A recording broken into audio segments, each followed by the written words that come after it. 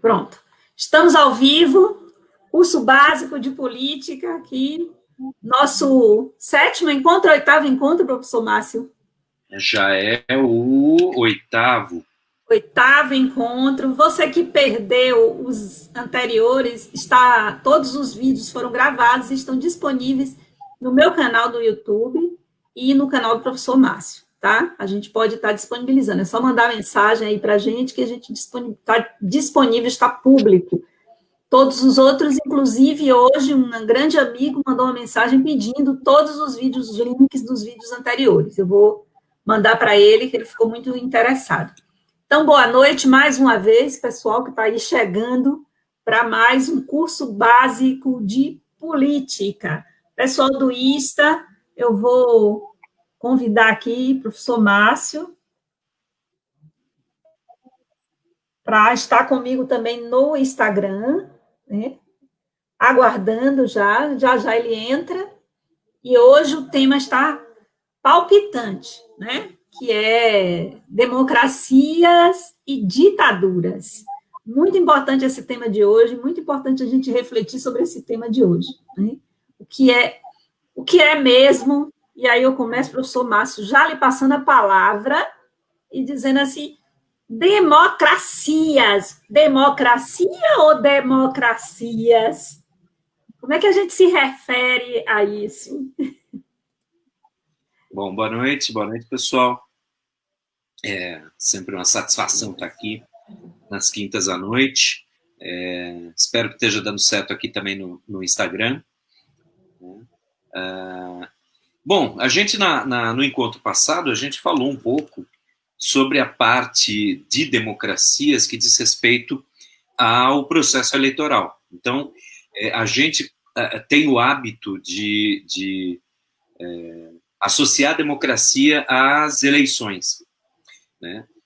Porque parece que é o momento em que a gente consegue ver a nossa participação no processo institucional, né, nas instituições.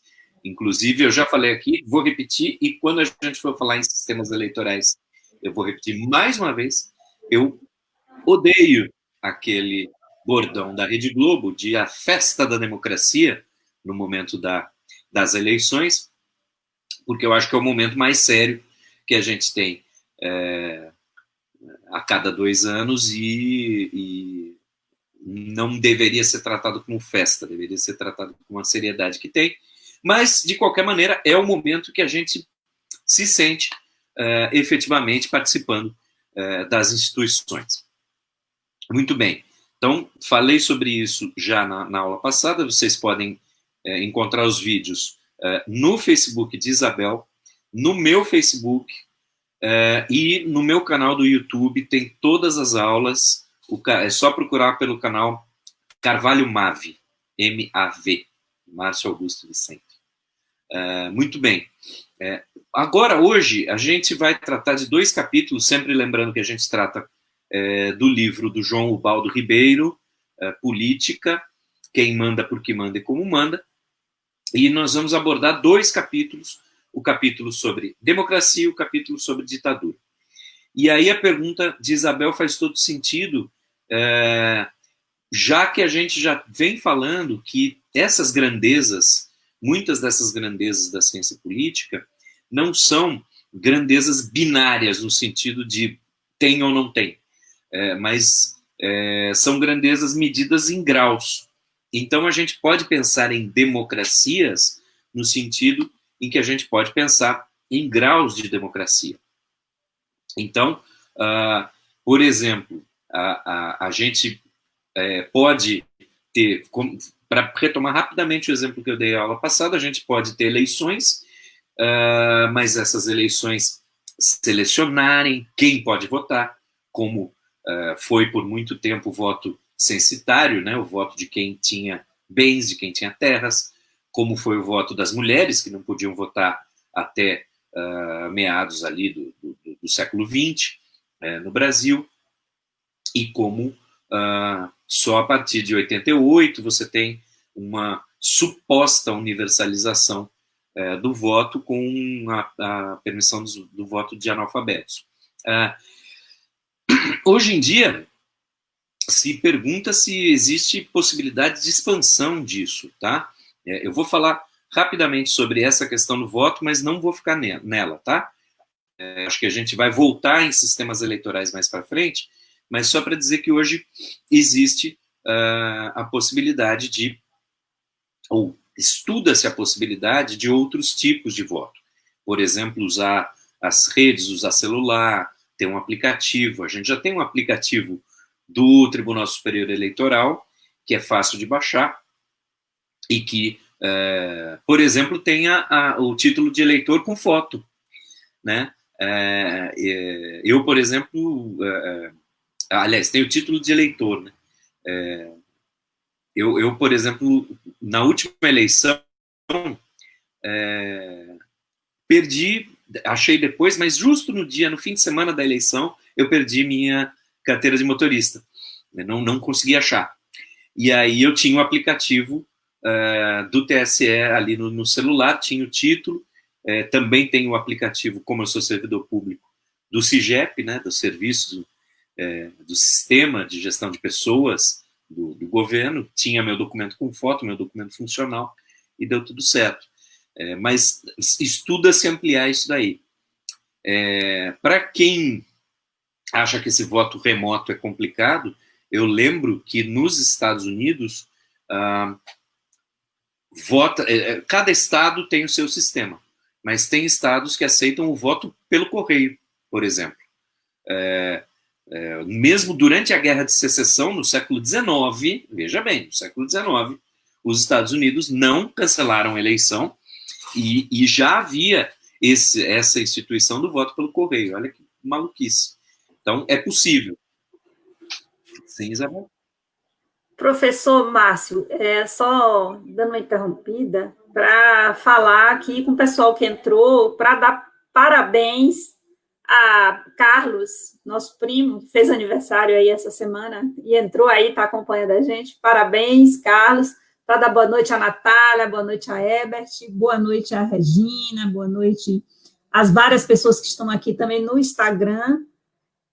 E dizer que para a gente é sempre muito interessante, muito estimulante a participação de vocês. Então, mandem perguntas, questionem, mandem sugestões, que a gente vai ficar muito feliz aqui em receber. E a outra coisa, eu queria perguntar como anda a qualidade do som. Se está havendo alguma interferência, o pessoal do Instagram está ouvindo alguma interferência, o pessoal do Face está alguma interferência, porque como a gente está transmitindo pelos dois, às vezes pode dar aí ruído na comunicação. Se tiver qualquer problema, vocês sinalizam, mandam uma mensagem para a gente, tá ok? Sou Márcio, estou gostando muito da explicação sobre democracia ou democracias, ou como é que a gente faz com isso? Bom, então agora, deixando sistemas eleitorais de lado, porque a gente vai ter uma aula específica sobre isso e vai falar de detalhes, tanto do Brasil quanto de alguns outros países. Alguns sistemas, tem sistemas interessantíssimos no mundo todo, mas de qualquer maneira eu quero voltar para falar de outras dimensões que dizem respeito à democracia, e aí puxar algumas respostas também. Opa, pera um minutinho que eu fechei aqui uma janela que eu não devia ter fechado. Para usar, trabalhar um pouquinho respostas que foram enviadas para as questões do curso. E aí eu lembro, mais uma vez, que para cada uma dessas nossas aulas eu transcrevo num formulário as questões que o João Ubaldo Ribeiro coloca no livro dele, tá? E aí, quem quiser certificado precisa responder pelo menos uma questão por aula, tá? Deixa eu só pegar aqui, vou pegar esse link. Quando eu jogo, Isabel, quando eu jogo para você o link aqui no nosso chat privado, você consegue colocar nas respostas do Insta e do Face? Se vocês não estiverem conseguindo, no meu YouTube e no meu Facebook tem esse link, tá? Para as questões. Muito bem. Um momento. Então, agora, vamos falar um pouquinho aqui sobre essas outras dimensões que a gente pode pensar para ver se tem democracia ou não. Então, o João Ubaldo coloca aqui, primeiro, uma frase que é bonita, mas que a gente precisa destrinchar ela. Democracia, haverá democracia onde exista soberania popular efetivamente exercida. Não importa através de que meios institucionais. Bom, mas o que isso quer dizer? Como é que a gente verifica essa soberania popular? E como é que a gente verifica a efetividade do seu exercício? Então, o João Ubaldo lista algumas características. Para a gente avaliar se um Estado é democrático, é mais ou menos democrático, a gente precisa avaliar, por exemplo, qual é o grau de liberdade dos cidadãos. E aí a gente tem as diversas liberdades e os diversos direitos. A gente tem direitos políticos, direitos civis, direitos trabalhistas, né? Tudo isso está relacionado também à liberdade de expressão, né? E a gente precisa tomar muito cuidado quando fala em liberdade de expressão, porque essa grandeza, essa ideia de liberdade de expressão tem sido muito mal compreendida nos nossos tempos. Ontem mesmo eu vi uma thread ali de Twitter e teve algumas postagens que foram apagadas dos apoiadores do Bolsonaro no Facebook, né? Teve isso esses dias. E aí alguém falou, olha, liberdade de expressão tem que ser defendida. Por que fecharam, né, aquelas páginas? Aí um outro respondeu, que estava falando mentiras, estava falando inverdades. E aí o fulano respondeu, não, mas liberdade de expressão também é liberdade para mentir. Não. Só que não. Só que não, né? Liberdade de expressão, a liberdade de expressão não é ilimitada. Você não tem o direito de inventar uma história, contar uma lorota e mentir.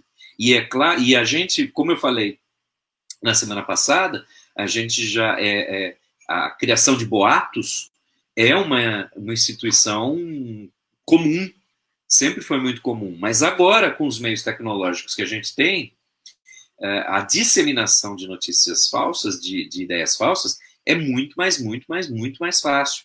E é muito recorrente.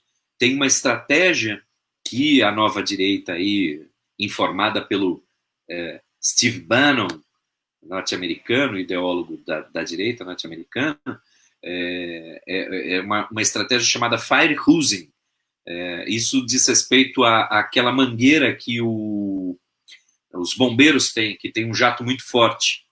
E a ideia eu jogo notícias em cima de você, eu jogo mentiras, jogo boatos em cima de você a um ritmo tal que você não consegue nem pensar sobre eles. Esse é o firehosing, é você ser afogado de um jato enorme de fake news na sua cara o tempo todo. E aí eu acho que Isabel podia fazer o jabá do nosso programa de segunda-feira, já que estamos falando de fake news. Excelente, excelente. Então, pessoal, na segunda-feira eu tenho um programa chamado Isabel Guimarães Dialogando com Você. É um programa que fala sobre saúde, política, sociedade, psicologia e espiritualidade. E na próxima segunda, dia 13, 19h30, pelo YouTube, nós vamos ter professor Márcio e professor Guilherme, essa dupla de feras aí, falando sobre fake news, política e eleições. Olha que tema fantástico para esse momento que nós estamos vivendo. Então, vocês estão todos e todas convidadas, e, por favor, espalhem a notícia Em breve eu estou soltando o card e vocês compartilhem bastante. Compartilhem sem dó. Muito bem. Então, liberdade dos cidadãos, liberdade de expressão e outras liberdades. E aí essa coisa é complicada, porque um liberal, um neoliberal, pode dizer, olha, o Estado está intervindo demais na economia e isso tira a liberdade de escolha dos indivíduos. Então, uma interpretação possível dessa questão da liberdade também pode ser que, ora, a gente precisa ter Estado fora da economia para ter mais liberdades. E é uma interpretação possível. De novo, por isso que não é preto no branco. A gente tinha uma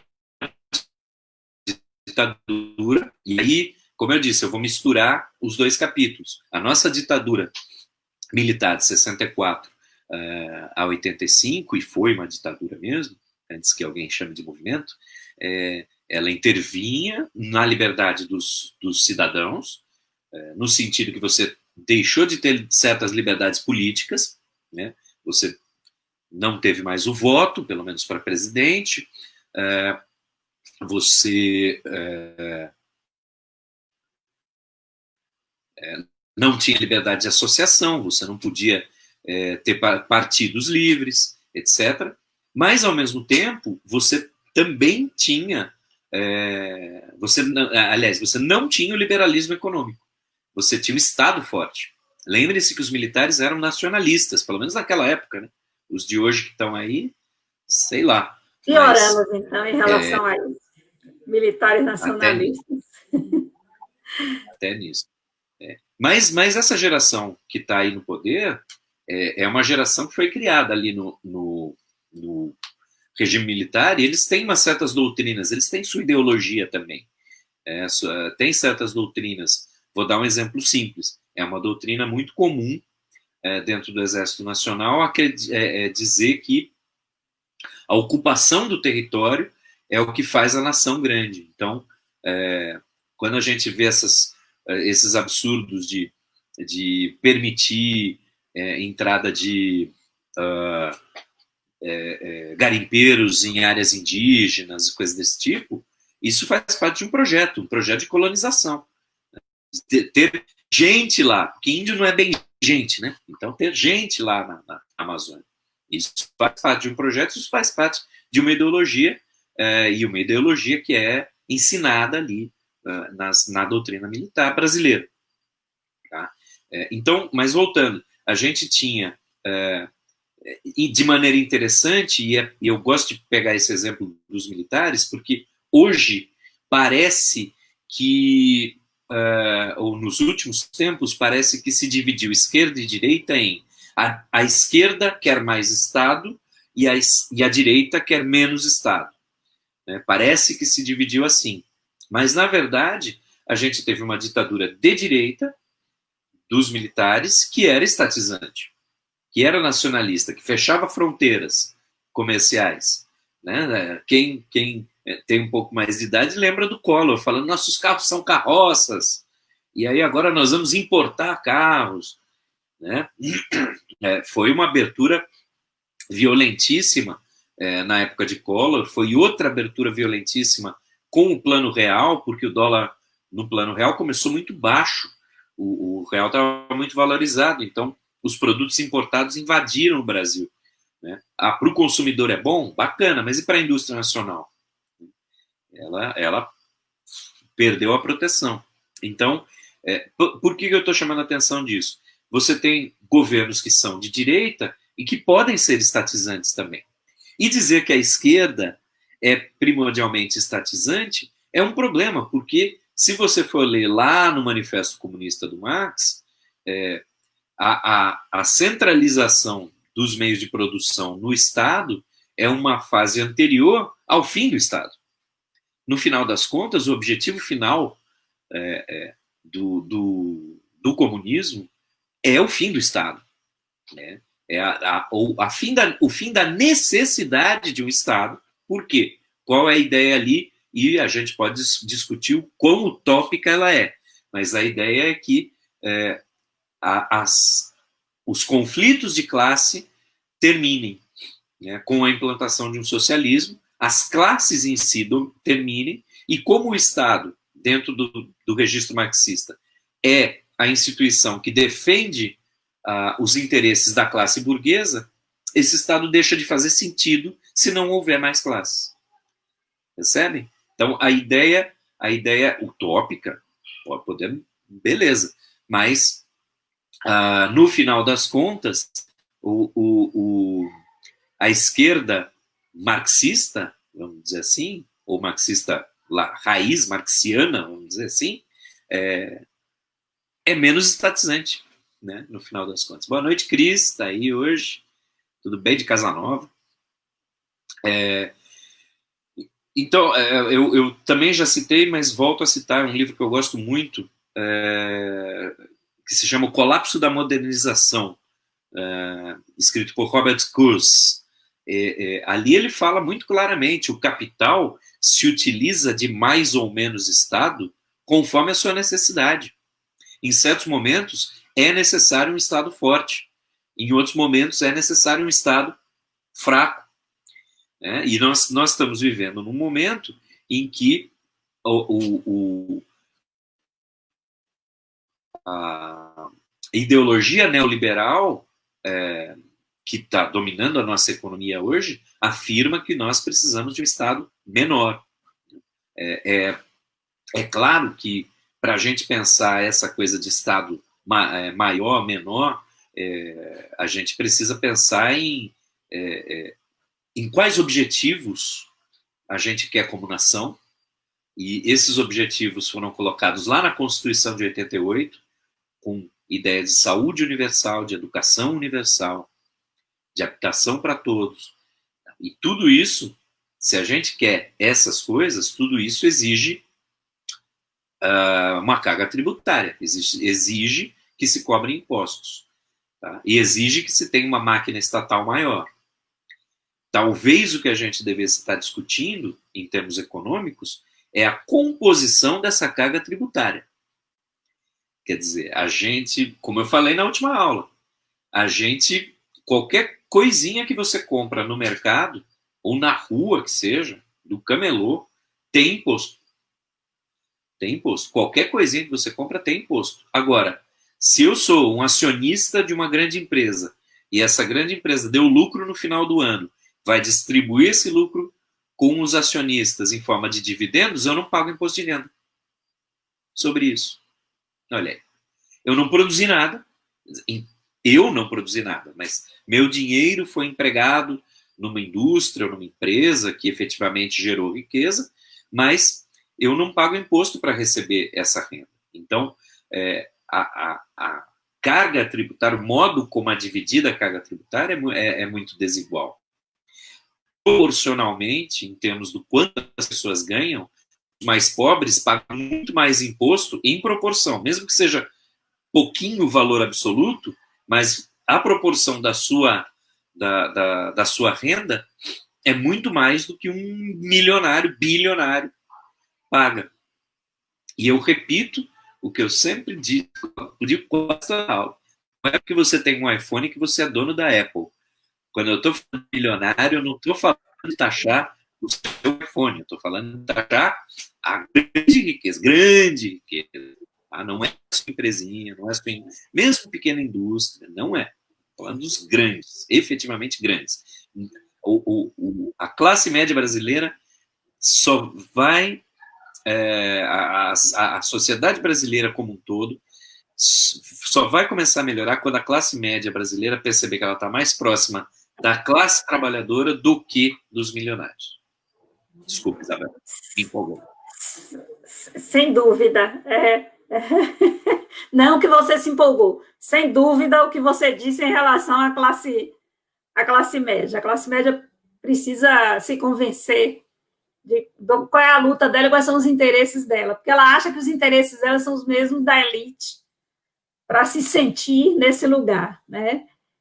Mas o que eu ia perguntar é assim: Diante das questões que o João Baldo Ribeiro traz no livro sobre democracia, como essa democracia pode ser relativa, como podem existir mecanismos, mesmo dentro de um país que se diz democrático, como existem mecanismos de exclusão. Aí a pergunta: o Brasil já foi uma democracia, é uma democracia, está uma democracia? O que é que você tem a dizer sobre isso? Perdão. Vamos lá. Deixa eu pegar aqui, aproveitar a sua pergunta para pegar uma resposta bastante detalhada do questionário. Na aula 6, a gente teve... mas hoje é a aula 7, né? Eu respondi corretamente no começo? Na aula 6, a gente teve uma pergunta lá no questionário, que era: o Estado brasileiro de hoje é democrático? E alguém respondeu que é pseudo-democrático. Tá?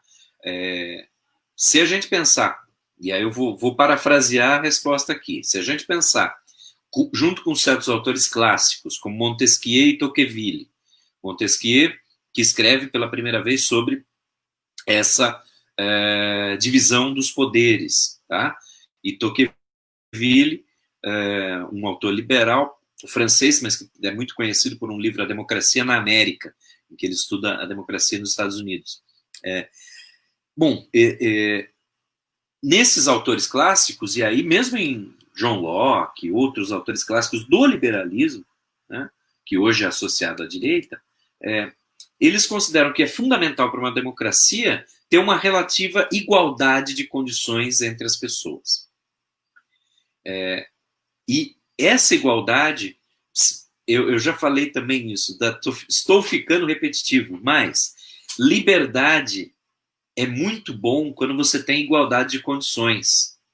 Se não, você tem liberdade simplesmente para ter mais oportunidades do que quem tem as condições iniciais piores.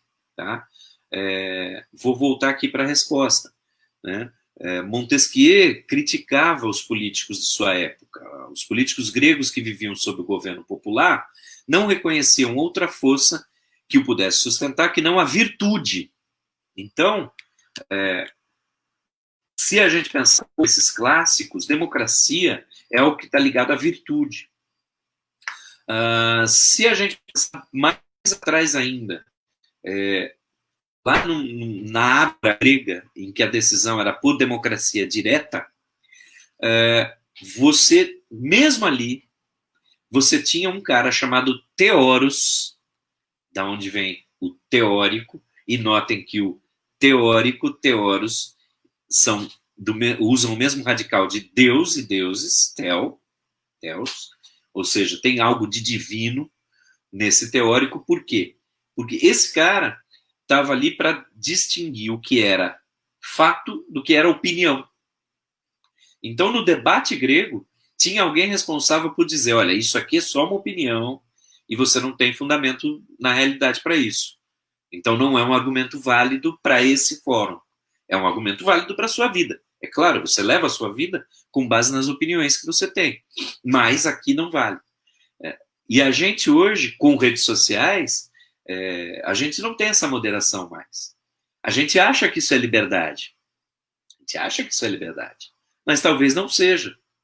Talvez seja uma redução da liberdade a gente ter essa inundação de ideias que não correspondem à realidade. Então, para te responder, eu acho que eu responderia acompanhando o relator dessa questão 6.8 aqui do nosso formulário, em que ele diz: na prática vivemos mais sob uma república aristocrática do que formalmente chamada de democrática. Não sei se aristocrática, mas certamente no fundo, quem está dando as cartas e quem sempre deu as cartas foi a elite econômica, né? Então, porque a gente tem uma tendência muito forte hoje em dia, depois de tantos anos de demonização da política, em achar que é a classe política que domina. A classe política está fazendo ali o que a elite econômica tá mandando, né? Uma notícia de ontem: terror varre mercado financeiro com a suspeita de que Paulo Guedes tenha Covid.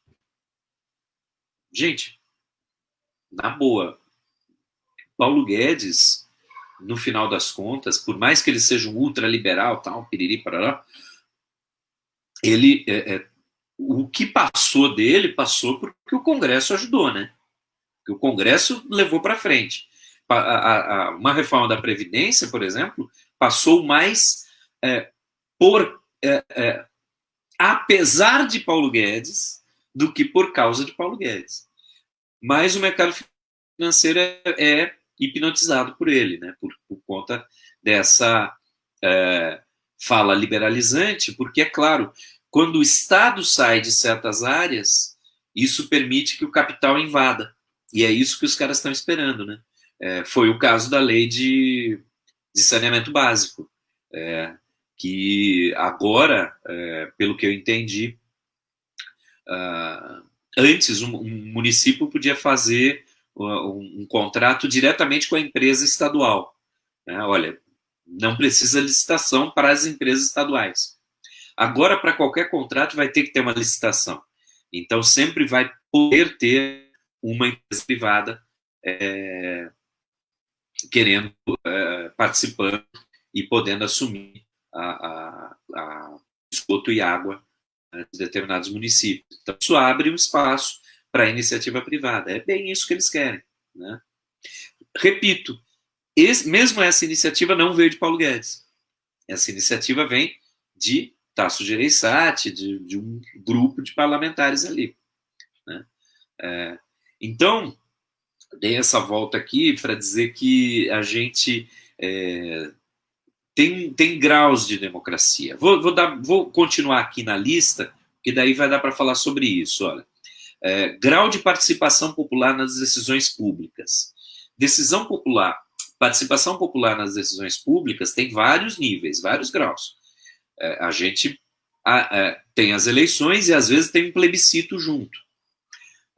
Teve o plebiscito do desarmamento, às vezes tem de divisão de estados, teve o da monarquia, presidencialismo ou parlamentarismo lá, logo depois da Constituição de 88. Então, de vez em quando, nós somos chamados. Mas é muito mais do que isso. Por exemplo, durante os últimos governos, desde Fernando Henrique até, e aí mais fortemente nos governos Lula, foram criados diversos conselhos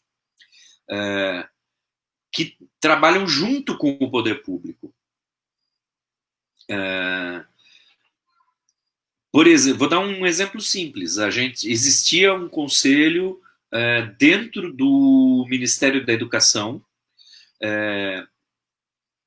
O Ministério da Educação tem seu corpo técnico, tem Secretaria de Ensino Superior, Secretaria de Regulação do Ensino Superior, Secretaria de Ensino Básico, etc. Tá? Aí vamos supor que um certo pedido... Vou passar o nosso caso concreto aqui da UFSB. Tá? Pedido de autorização para abertura de um curso. Se a autorização foi negada pelo Ministério, e a gente recorre a essa decisão, a instância a qual a gente recorre era um conselho. Um conselho que tem membros do Ministério, mas tem membros da sociedade civil. Esse governo chegou e extinguiu esses conselhos. Tinha centenas desses conselhos espalhados em diversos ministérios. E esse governo chegou e extinguiu os conselhos. Então, por exemplo, nós estamos com um caso de um curso que temos um recurso, o recurso foi colocado em 2018 ainda, não foi julgado. Em 2019, o conselho que o julgaria foi extinto. E esse governo percebeu que não consegue funcionar sem esses conselhos. E agora está reconstituindo esses conselhos. Então, essas são instâncias, por exemplo, em que a participação popular nas decisões públicas está escondida, mas é fundamental. A gente teve na década de 90 experiências, por exemplo, em Porto Alegre, são as mais conhecidas, de orçamento participativo. Uma pequena parte do orçamento no município, nem era tudo, uma pequena parte do orçamento do município era decidido, a alocação dessa parte era decidida em assembleias populares. Você levava para os bairros e os bairros tiravam as suas necessidades e depois se juntava representantes de cada região, de cada bairro, para decidir aonde esse recurso ia ser alocado. Isso é uma participação popular na administração pública muito interessante. Eu estava aqui pensando sobre participação popular num país como o Brasil, tão desigual em termos de consciência de cidadania, em termos de estudo, de anos de estudo, enfim. Será que a maioria da população brasileira participa? Até vota, mas efetivamente participa das decisões, das grandes decisões políticas do país, dos rumos do país? Aí, diante disso, eu fico aqui pensativa sobre o que é mesmo que a gente vive. Porque tem uma estrutura de Estado aparentemente democrática, né? Tem legislativo, tem judiciário, tem executivo, tem várias leis que garantem a participação popular, tem pluripartidarismo, tem eleições. Entretanto, não me parece que a maioria da população participe das decisões políticas do país. É isso mesmo. Em linguagem da ciência política, a gente diria que tem a democracia formal. Mas existe uma diferença da democracia formal para a democracia material. Como é que funciona materialmente. Então, no concreto, no mundo real, a nossa participação é bastante restrita. No que diz respeito, pelo menos, a decisões públicas. A maior parte da população participa de decisão pública só no momento do voto. Nem para cobrar o deputado, nem, sejamos sinceros, muitas vezes nem para lembrar em quem votou. Principalmente para o legislativo. Muitas vezes as pessoas nem lembram. Herbert falou que tinha caído, mas parece que estava... Já voltou. Eu perguntei para ele, já voltou. Além disso, Isabel, e uma outra dimensão que o João Baldo coloca, mecanismos de controle dos abusos de poder. Esses mecanismos são... A gente tem uma fragilidade muito grande. É claro que, tanto no caso das liberdades, quanto no caso da participação popular das decisões públicas, quanto nesse caso de mecanismos de controle de abuso de poder, nas ditaduras a gente tem praticamente zero tudo isso. Muito menos. Muito pior. Mas tem quem defenda, né? Pois é, mas é porque as ditaduras elas trabalham com a criação de uma mitologia do mito da nação, né? Do mito do antigamente foi melhor. E agora a gente está numa fase dessas, né? Em que muita gente está acreditando que antigamente foi melhor. Porque muita gente não via ou não queria ver o que estava acontecendo ali nos porões, né? E agora a gente está num momento revisionista, em que revisionismo é um negócio complicado, né? Vamos lá, vamos aproveitar a pergunta. Não precisaríamos de um legislativo mais constituído por cidadãos e menos por políticos profissionais? Menos assessores, modorias, privilégios, mais cidadãos diretamente envolvidos nas decisões? Sem dúvida. Agora, como é que a gente faz isso? Se a gente passou as últimas décadas demonizando a política e falando que quem vai fazer política é corrupto. Isso afasta o cidadão de bem. Né? Eu pus esse de bem, porque cidadão de bem hoje em dia é um negócio complicado de falar. A maioria das pessoas que se autodenominam cidadãos de bem, você já dá um pé, coloca o pé atrás.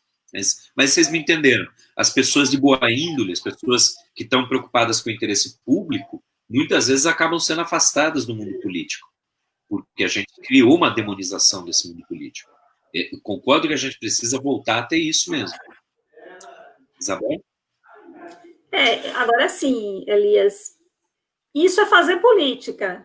Né? Assim, quando um cidadão se envolve então, nas decisões, então isso tem que se organizar, seja em conselhos de bairro, seja em conselhos distritais, municipais, para se organizar. Isso é fazer política. Então, a gente, como o professor Márcio colocou, a gente precisa desconstruir essa ojeriza que a população brasileira tomou a política, que foi um projeto, que foi algo conscientemente construído, porque é melhor para que esses políticos que você está chamando de profissionais continuem se perpetuando no poder, que as pessoas não participem. As pessoas não querem nem discutir, não política, não quero falar, não quero... Aliás, esse foi um dos objetivos da criação desse curso, junto com o professor Márcio, trazer as pessoas para as pessoas discutirem política, gostarem de falar de política, acompanharem política. Isso é muito importante. E mais, vou adiante, que as pessoas que já fazem trabalhos pelo bem coletivo se interessem, se candidatem, para que as pessoas tenham, então, escolhas diferentes das escolhas até agora. E mesmo sem se candidatar, tem outros espaços em que você consegue atuar. Hoje em dia tem uma quantidade enorme de coletivos em que você pode atuar, que são mais de base, de bairro, às vezes profissionais, de profissão, etc. Né? Eu concordo que precisa de uma reforma política, mas a reforma política não vai ser feita por esses políticos. Olha o círculo vicioso que a gente está. Né? Esses caras não vão fazer reforma política do jeito que a gente precisa efetivamente. Né? Porque isso vai implicar numa perda. Né? Na época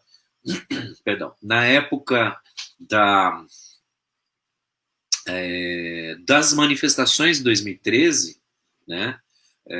Logo em seguida, a presidenta Dilma fez uma proposta de uma mini-reforma política. Ela fez uma proposta disso.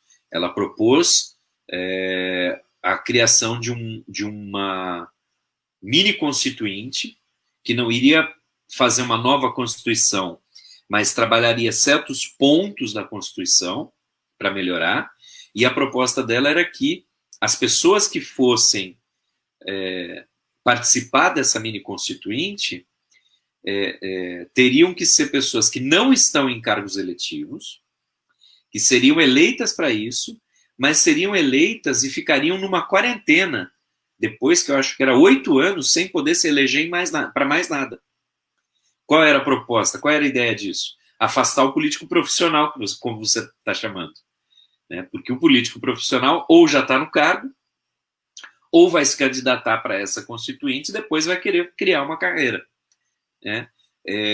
Qual foi a resposta da sociedade?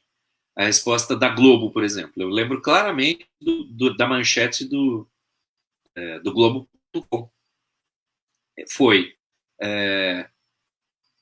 reforma de Dilma custaria 500 milhões aos cofres públicos. Ah, tá bom. Então, por que custa, nós não vamos fazer. E é isso. A nossa baliza é essa. Né? E quanto custa a gente manter as ineficiências que a gente tem, né, ao longo do tempo. Então, é lógico que a proposta foi execrada e foi deixada de lado.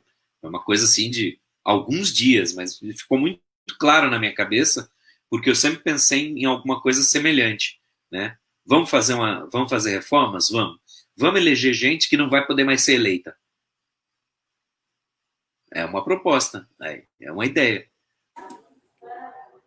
É uma ótima ideia, né?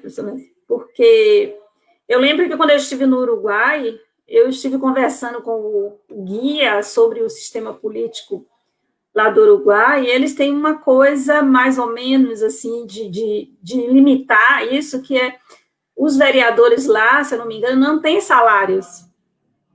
E são pessoas, acho que só tem direito a andar de transporte público.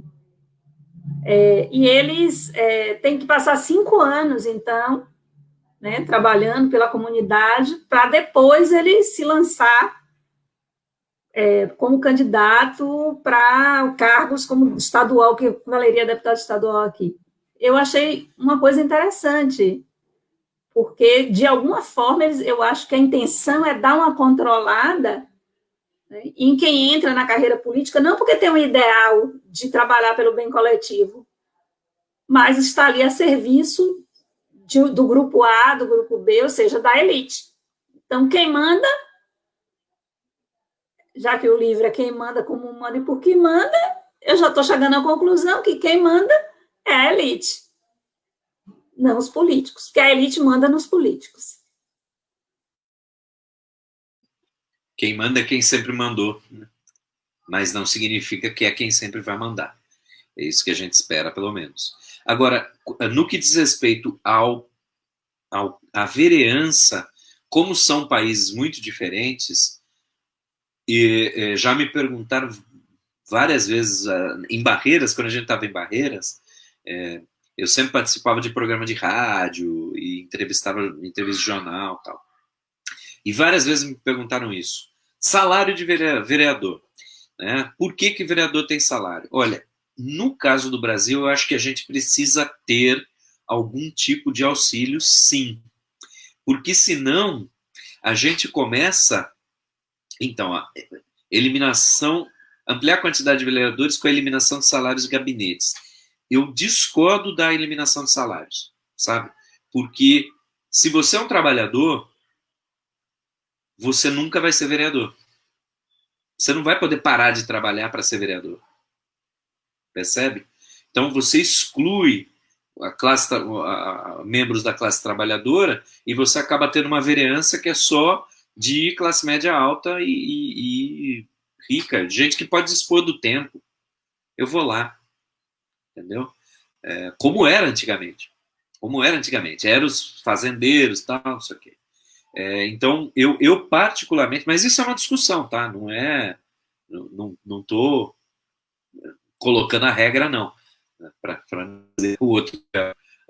Mas, na minha humilde opinião, eu acho que pelo menos a vereança precisa, sim, ter algum tipo de auxílio, mesmo que não seja salário, mas algum tipo de auxílio para o trabalhador. Eu tenho uma outra questão quanto à vereança, que é muito simples e que pouca gente leva em consideração, que é o seguinte, né? As sessões da Câmara dos Vereadores são públicas, mas elas acontecem, na maior parte dos municípios, durante o dia, enquanto os trabalhadores estão trabalhando e não podem acompanhar. Então, tem algumas poucas cidades em que você tem as sessões à noite. Isso eu acho bastante interessante, porque permite, se a pessoa não participa, pelo menos, se você coloca numa internet e tal, permite o acompanhamento, né? Outro dia eu estava pensando, eu estava ouvindo um podcast falando sobre essa questão das possibilidades de democratização do voto usando celular, coisa desse tipo, e eu fiquei pensando, né, uma coisa que seria muito, muito, muito simples para o governo federal seria instituir que nos planos de telefonia o acesso a qualquer site .gov não desconte banda do cidadão. Você não tem aqueles planos da Claro, da TIM, que coloca WhatsApp ilimitado. Então, quando você entra no WhatsApp, não come a sua franquia de dados, né? Seria muito simples o governo federal baixar uma norma e falar, olha, todo mundo que acessar o celular pelo 3G, 4G, chip, que acessar um domínio.gov, não vai contar na franquia de dados dele. Isso já ajudaria muito. Então, tem uma série de pequenas ações que permitem isso. Agora, eu resisto um pouco, resisto mesmo um pouco a trabalhar com essa ideia de gastos excessivos, porque foi vendida por muito tempo essa demonização da política para nós, e a gente parece que se a gente, por exemplo, diminuir a quantidade de deputados federais, nossa, vai economizar um dinheiro que vai poder dobrar o Bolsa Família. Porra, isso não é verdade. A economia não é tudo isso, não. Com isso, eu não estou defendendo os gastos que tem. Claro que pode reduzir, você pode reduzir tamanho de assessoria, etc, etc. Mas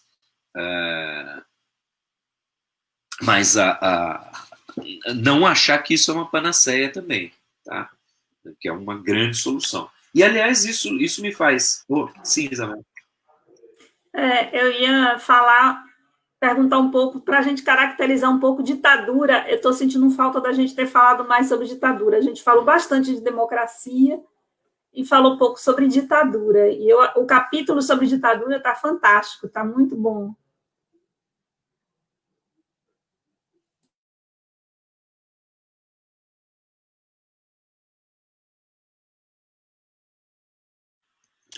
Mudo. Então, vamos lá. Então, de novo, a ditadura também é uma questão de grau. Então, a ditadura não pode admitir contestação, certo? Por definição. Se ela não pode admitir contestação, ela tem que ter um caráter repressivo, né? E isso se faz muito utilizando ideias de que, por exemplo, você tem traição ou subversão, falar mal do Estado ou falar mal do governante que corporifica o Estado, né? Essa semana a gente teve aí o Bolsonaro dizendo que está infectado, né? Está com a Covid, e o Hélio Schwartzman escreveu um artigo na Folha com o provocativo título "Por que eu torço para que Bolsonaro morra de Covid?". Mas foi muito provocativo. Se você for ler o artigo, ele está falando de um tipo de ética, que é a ética consequencialista, que é uma ética que você vai julgar um ato ou um fato por causa das consequências desse fato. Então, se um fato tiver consequências boas, ele pode ser considerado bom. E aí o autor argumenta, o Schwartzman argumenta que a morte do Bolsonaro pode trazer uma série de benefícios para a população brasileira e mundial, inclusive, né? Então é só esse jogo que ele está fazendo, tá? Usando um tipo de ética. Bom,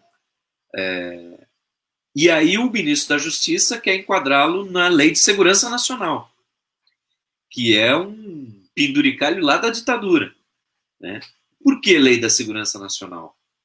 Porque ele desejou a morte do Bolsonaro? Ele não desejou, né? Ele fez o jogo com uma ética, com uma teoria ética, né? Que pode permitir a gente ter esse resultado. Ele pegou a morte, ele mandou? Não, né? Ele não fez nada disso, né? Mas então, o que a gente vê aí é um líder que personifica a nação, entre aspas. E aí o ataque é à nação, né? E aí você, então, está defendendo a vida da nação, que é um ente abstrato, né? Mas em detrimento das vidas reais das pessoas. Então, quando a gente está falando, e eu não estou dizendo com isso que é uma ditadura, mas é um elemento que confere um grau de fechamento de um regime mais fechado, né? O controle da informação. Pegue a SECOM do Brasil hoje. Pega as informações, por exemplo, sobre Covid, que são espalhadas ali. Entra no Twitter da Secretaria de Comunicação. Ali está um controle fantástico de informação. É pressão, é persuasão e é propaganda. É propaganda pura. Né? Como é que é o quadrinho lá do meme da SECOM? O Brasil é o país que mais salvou vidas da Covid. Por que eles podem dizer isso? Porque é o país que tem a maior quantidade de pessoas curadas. Isso é verdade. Só que lembrem-se que para você ter a maior quantidade de pessoas curadas, você tem que ter a maior quantidade de pessoas infectadas. E isso não é dito. Uma aluna minha notou, esses dias me mandou um e-mail. Professor, notei uma coisa aqui da sua aula na propaganda do Ministério da Saúde. Eles usam um número absoluto, a quantidade real de pessoas que não morreram, e usam o número relativo para falar das pessoas que morreram. Então eles falam 1 milhão, ou 1 milhão não, a gente ainda não chegou no milhão. Falam não chegou no milhão ou já chegou? Não, né? Não lembro. Você que está acompanhando. Eu acho que a gente já chegou no milhão. Já. Então vamos dizer assim, 1 milhão de pessoas salvas e apenas 0,3% das pessoas morreram. Olha a comparação. Você não fala em 60 mil mortos. Você fala em 0,3%, 0,5%. Isso é controle da informação. Isso é você ter uma ideologia oficial. Né? Um regime ditatorial tem uma ideologia oficial. Ele não pluralidade ali dentro. O nosso regime... Já são quase 2 milhões de infectados, viu? O pessoal está botando aqui no Instagram. Então, tá aí. Quase 2 milhões. Então, o governo fala, salvamos 1 milhão e 900 mil. E morreram 0,5%. É isso. Você engana as pessoas com muita facilidade com números. Governos têm ideologias oficiais? Não deveriam ter. Mas a gente tem as nossas alas ideológicas, a gente tem... a gente conhece casos, eu conheço casos de gente que foi convidada para trabalhar em ministério, e aí quando a Casa Civil foi dar Gabinete Civil Institucional foi ver a rede social do fulano, ele não foi, o convite não foi feito, foi desfeito o convite, porque ele era muito esquerda.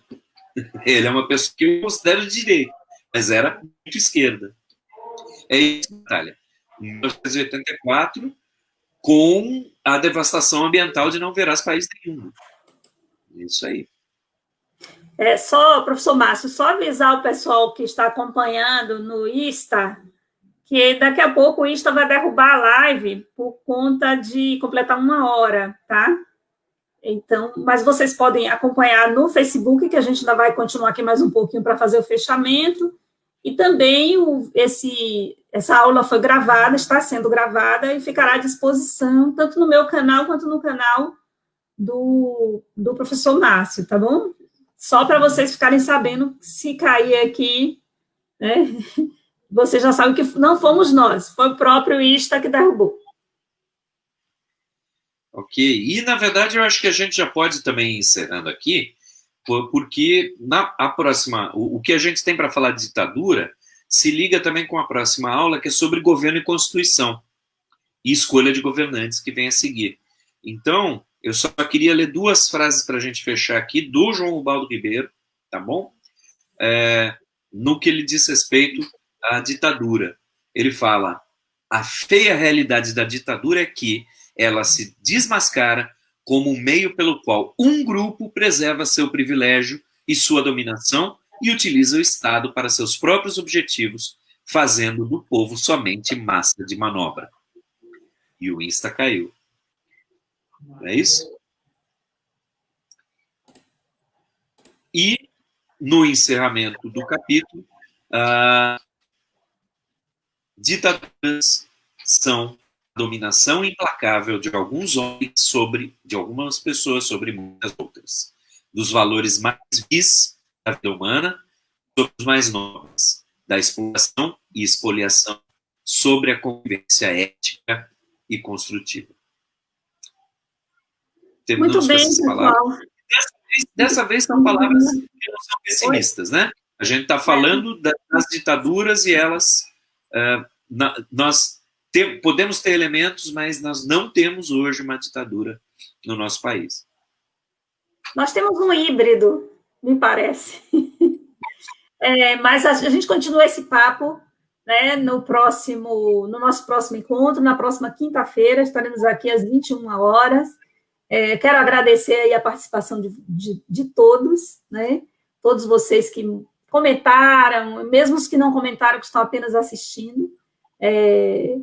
Esperando aí, o Herbert mandou uma mensagenzinha aí ainda, quando eu estou exibindo, tá? Então, esperamos vocês aqui na próxima quinta-feira, às 21 horas, tá? Participando, comentando. Tenham uma ótima noite a todos. Tenham um bom final de semana, já estamos quase chegando no final de semana, então tenham um bom final de semana. Se cuidem, não saiam de casa. Se sair, use máscara, leve seu álcool, sua garrafinha de álcool na mão, tá? E não dê atenção ao maluco que está na presidência da República, não, que a gente vai se dar mal se a gente fizer isso, tá bom? E, pelo amor de Deus, não tomem cloroquina, tá? Nem acabe o estoque de ivermectina das farmácias. Com fé, a gente chega lá, a vacina já chega, gente. Ótima noite para todos e até quinta. Tchau, boa noite, gente. Valeu.